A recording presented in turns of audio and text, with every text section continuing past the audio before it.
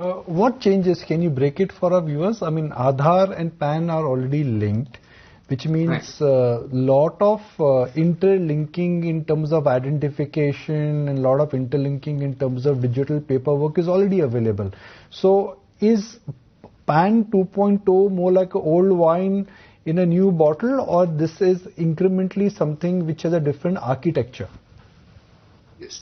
So you're right. It's more to do with incremental benefits. So let me talk about it from two perspectives. What is in it for the tax administration and what is in it for the taxpayers per se?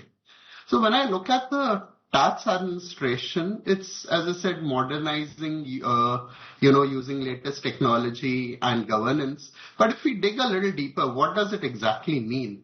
There are a couple of things that, are very, very relevant from my perspective. First of all, today the entire process is on 3 different platforms. There is the e-filing platform, the UTI, the Protean. The first step is consolidating all of these 3 platforms, so it's a one-stop shop for anything related to PAN.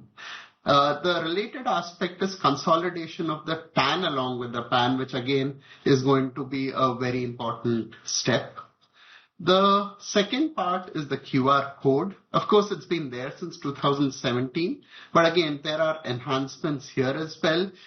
With the QR code, you will get access to information from the latest PAN database itself. And I think lastly, another important aspect which India as a country is struggling with is around minimizing the duplicate PANs. This new system, one consolidated system, will have improved logics for identification of potential duplicate PANs. And secondly, because all of it is centralized, it will be very useful from a government perspective to weed out these duplicate PANs overall. So I think these were the key benefits from the administration's perspective. Now, if I look at it from a taxpayer lens, what the government is talking about is faster service delivery, effective grievance redressal, and protection of sensitive data. Clearly very, very important aspects from a taxpayer perspective. Now, digging a little deeper from a practical perspective, what this covers today is online PAN validation. And this is again a very, very important aspect because companies are struggling with this. Let me just take one example, say of an e-commerce player who's onboarding thousands of sellers each day. For each seller, they have to validate the PAN, validate whether it's a proper return filer or not, and then make settlement of the sellers this in a couple of days. Unless all of this is linked and online you can validate it, that's going to be it is very, very challenging.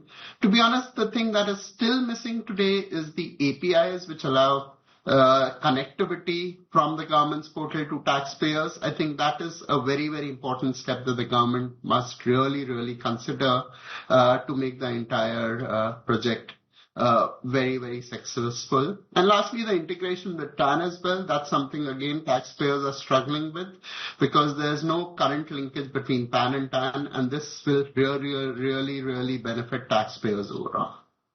Sorry, a long answer, but I wanted to cover both aspects, the administration and the taxpayers.